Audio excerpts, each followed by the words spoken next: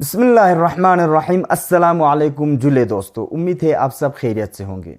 दोस्तों, सबसे पहले मैं आज की मुनासिबत यानी कि लोसर के मौके पर आप सब लोगों को दिल की अमीर गहराइयों से मुबारक पेश करता हूं और साथ ही साथ ये भी दुआ करता हूं कि अल्लाह ताला ये नया साल हमारे लिए खुशी, भाईचारगी और अमन का पैगाम लेके आए। दोस्तों, देखा जाए तो लद्दाखी लोसर एक्चुअल डेट से 2 महीना पहले मनाते हैं। तो इसका रीज़न क्या है आज की वीडियो में हम बताने की कोशिश करेंगे और साथ ही साथ ये भी बताने की कोशिश करेंगे कि लोसर के क्या रिचुअल्स है और सेलिब्रेशंस क्या है और साथ ही साथ ये भी हम देखने की कोशिश करेंगे दोस्तों कि ये रिचुअल्स और सेलिब्रेशंस किन किन से इन्फ्लुएंस्ड है। दोस्तों, कहानी शुरू होती है 16वीं सदी में राजा जमयांग नमग्याल के ज़माने से। दोस्तों, राजा जमयांग नमग्याल उस वक्त पुरिक पर और साथ ही साथ बल्तिस्तान पर भी हमला करके अपने जो हुकूमत के सतह को बढ़ाना चाहते थे।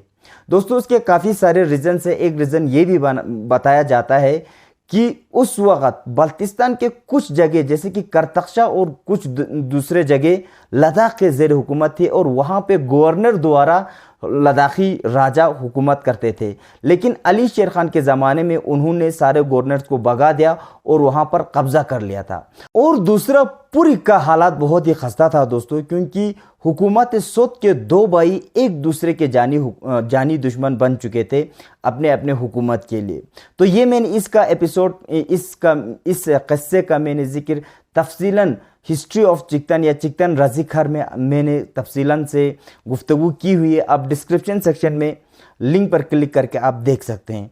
तो दोस्तों, इसका नतीजा ये हुआ था कि छिरिंग मलिक ने अली शेर खान से जब मदद लेने के बाद अली शेर खान को उन्होंने बोतखरबू में कुछ जगह दे दिए थे और वहाँ पे किले में या किला बनाकर अली शेर खान ने अपने वहाँ पे फौजियों को तैनात करके वो वापस कर दो चले गए थे। ये लद्दाख की हुकूमत के लिए एक बहुत ही ख़तरनाक बात थी दोस्तों, क्योंकि बल्तिस्तान के फौजी पूरी के जो सरहद है उसको अबूर करके अब लद्दाख के सरहद पर पहरा लगा रही थी और उसके लिए जमयांग नमग्याल को कुछ न कुछ ज़रूर करना था। तो इसीलिए उन्होंने रिटाइलेशन का या हम कह सकते हैं कि हमले का मंसूबा बना लिया। लेकिन लोसर यानी कि नए साल के लिए सिर्फ 2 महीने ही बचे थे और बिना लोसर मनाए, बिना नए साल मनाए अगर कोई काम शुरू करे या जंग का काम शुरू करे तो ये बहुत ही इनऑस्पिशियस या अशुभ माना जाता था। तो राजा ने फैसला ये किया दोस्तों कि 2 महीना पहले ही हम लोसर मनाते हैं और ज़ोर व शोर से लोसर 2 महीना पहले ही मनाया और राजा ने अपने फौजियों के साथ पुरिक का रुख किया। शुरुआत में राजा जमयांग नमग्याल को थोड़ी कामयाबी मिली। पहले उन्होंने बोतखरबू में बैठे हुए बल्ती फौजियों पर हमला किया और उसके बाद उन्होंने वाखा और मुलबेग पर चढ़ाई करना शुरू कर दिया था। लेकिन अली शेर खान उससे भी ज़्यादा शातिर निकला दोस्तों, क्योंकि उन्होंने इसी असना में पूरे बल्तिस्तान के सारे राजाओं से साजबाज करके उनसे मिल के उन्होंने एक बहुत ही बड़ी फौजी इकट्ठी की थी और बहुत ही ताकतवर फौज इकट्ठा किया था। और दोस्तों, जब राजा जमयांग नमग्याल मुलबेग पर चढ़ाई कर रहे थे तो उस वक्त बर्फबारी भी तेज़ गिर रही थी और उसी असना में बल्ती फौजियों ने फिर से लद्दाख पर चढ़ाई करना शुरू कर दिया और बल्ती फौजियों पर बर्फ़ की कोई असर नहीं पड़ रही थी और हर महाज पर बल्ती फौज कामयाब रहे। तो आखिर में राजा जमयांग नमग्याल ने अपना हथियार डाल दिया और उन्होंने एग्रीमेंट करने का मुतालिबा किया, यानी कि मुआहदे पर वो उतर आए और अली शेर खान ने भी खुशी खुशी मुआहदा करना चाहा। और दोस्तों, यहाँ पर राजा जमयांग नमग्याल ने अपनी बेटी मिंदुक ग्याल्मो को अली शेर खान के अक़द में कर लिया, यानी कि अली शेर खान से शादी करा ली। लेकिन दोस्तों, यहाँ पर एक बात हमें बहुत ही इंटरेस्टिंग लग रहा है। वो बात ये है कि स्कर्दो के राजा अली शेर खान के बिल्कुल हाथ में आ चुका था लद्दाखी राजा भी और लद्दाख के सारे उमूर भी, लेकिन उन्होंने लद्दाख पर हुकूमत नहीं की और उनके मद्देमुकाबिल उसने ये किया कि राजा जमयांग नमग्याल को कैदी बना के स्कर्दो ले गया और उसकी बेटी से भी आराम से वो शादी करके उसको अपने अक़द में लेके, यानी कि एक्सेप्ट करके वो सारे लोग स्कर्दो चले गए। अगर हम हिस्ट्री के इस पार्ट पर अगर सरसरी नज़र डालें तो हमें ऐसा लगता है कि राजा जमयांग नमग्याल ने 2 महीना पहले लोसर मना के जाना सही नहीं किया था। लेकिन मेरे हिसाब से ये एक ब्लेसिंग इन डिस्गाइज था दोस्तों। अगर ये वाक़या नहीं होता और राजा नमग्याल राजा जमियांग नामग्याल अगर कैदी नहीं बनता तो वो स्कर्दो नहीं जाते, तो वो वहाँ के शहजादी अली शेर खान की बेटी रिगल खातून से नहीं मिलते और उन दोनों की शादी नहीं होती।